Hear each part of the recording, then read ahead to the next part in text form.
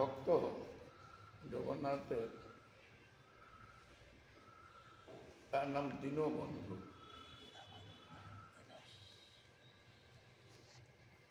তো সকালবেলা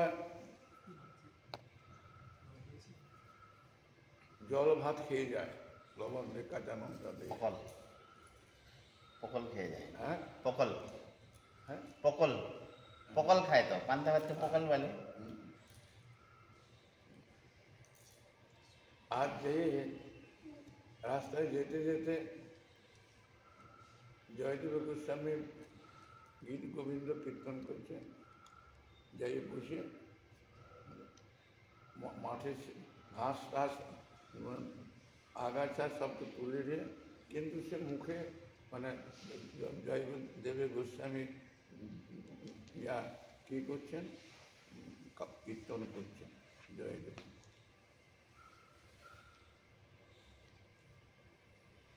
সে এক মনে কাজ করছে আর কীর্তনও করছে। এদিকে জগন্নাথ ছোট বালক হয়ে তার পেছনে বসে আছে। ও বুঝতে পারে না কি আছে না আছে। বেলা হয়ে গেছে, মন্দিরে যেতে হবে, পূজারীরা কি মনে করে কোথায় যে যাওয়ার সময় তার একটা নতুন চাদর, গায়ের চাদর ছিল, সেইটাকে বেগুন গাছের উপর দিয়ে দিয়েছে। সে কাজ সেরে দিয়ে ময়লা টোলা যা ছিল ঘাসটা তুলে ফেলে রাস্তায় আগাছা, যেখানে আগাছা সেখানে ফেলে রাখলেন। এটা দেখছেন আমার বেগুন বাড়িতে কে ভালো জিনিস ঝলমল করছে, দেখি দেখে নিয়ে সেটা যার হোক আমি তাকে দিয়ে দেবো। নিব নাই বলে নাই, আমি যার বস্তু তাকে দিয়ে দেবো। দিয়ে জগন্নাথ সেই পূর্ব দরজা, সেখানে হইচই হয়েছে। কি হয়েছে বিরাট। দিনের বেলা জগন্নাথের মন্দিরে হয়ে এই সুন্দর চাদরটা থেকে নিয়ে চলে গেল, হইচই হয়েছে। সেই সেটা শুনে কি হয়েছে, আরে কি বলবো, দিনের বেলা একজন ভক্ত একটা চাদর দিয়েছে, গায়ে ভগবানের চাদর দিয়েছে, সেটা কেউ ঢুকে নিয়ে চলে গেছে। বলে কি এইটা? হ্যাঁ হ্যাঁ হ্যাঁ এইটা। তাকে মারধর করলো, গালাগালি করলো খুব। প্রধান পান্ডা হয়ে দেখে সমস্ত সরে যায়, রাস্তা সারে দিত। ওটা তার মর্যাদা বেশি, জগন্নাথের সেবক, জগন্নাথের সেবক করেছে। দিয়ে কি হয়েছে বাবা, তুমি বলো, তোমাকে মারল কেন এরা বিনা দোষে? বাবা আমরা কাজের লোক,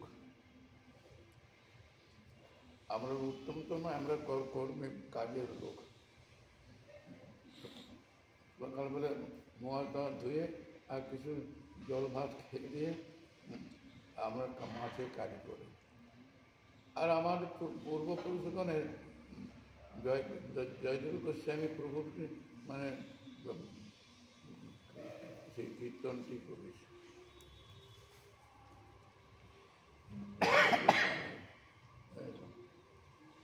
আর বেলা হয়ে গেলে চলে আসি, আমি সর্বক্ষণ জয়দেব গীত গোবিন্দ করতে করি। তাহলে দেখলাম আমার মাঠে কাজ করে মাঠে চলে আসছি, হঠাৎ একটা চাদর দেখলাম, নতুন পাইন চাদর। কে দিয়েছে কে টানেছে, যার জিনিস তাকে আমি দিয়ে দেবো, তো লোক নাই।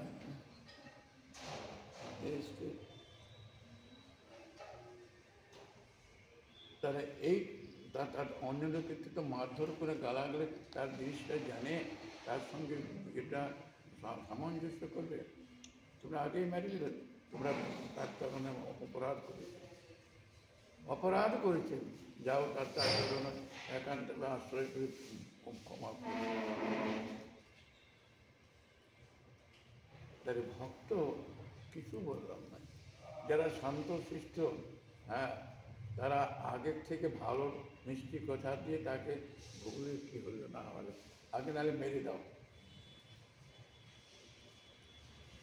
আগে মেরে ফেলে দাও, তারপর হবে কি বাবা, আর দুটো চারটে পিছিয়ে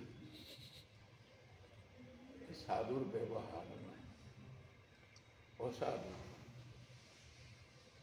সাধু হলেও অসাধু যেটা চিন্তা করি কীভাবে কী ভজে কেন হলেও সেটা বস্তুটার নির্মাণটা কিছু জানতে হবে।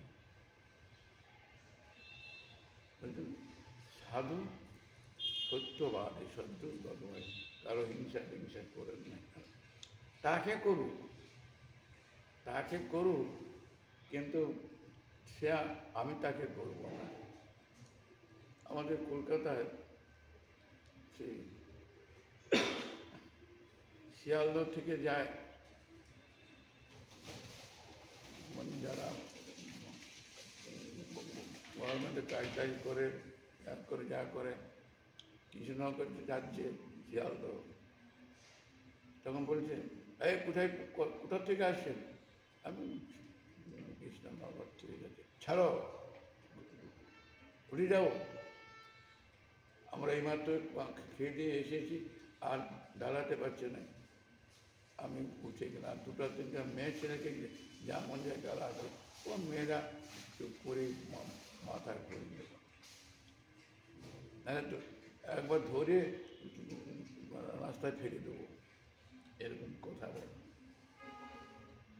আমি উঠেছি, বলে আর মহারাজকে উঠালে আর অন্যান্য বললেন না। আমি বললাম ও তো আমার ভাই, জগতের পিতা কৃষ্ণ সর্ববেদে কয় সেই পিতার যে ভোজে সে সুপুত্র হয়। আবার যদি কিছু বলে খুব সাধু হয়ে যেমন তুই নানা রকম নিন্দা বান্দা করি, সেটা শুনতে রাজি নয়। দেখ কিছুক্ষণ করে উঠে মহারাজ বসুন, না রে বসে থাকো, আমি তো যাচ্ছি। না আমার করা না, তুমি আমার ভাই, আমি তোমার ভাই।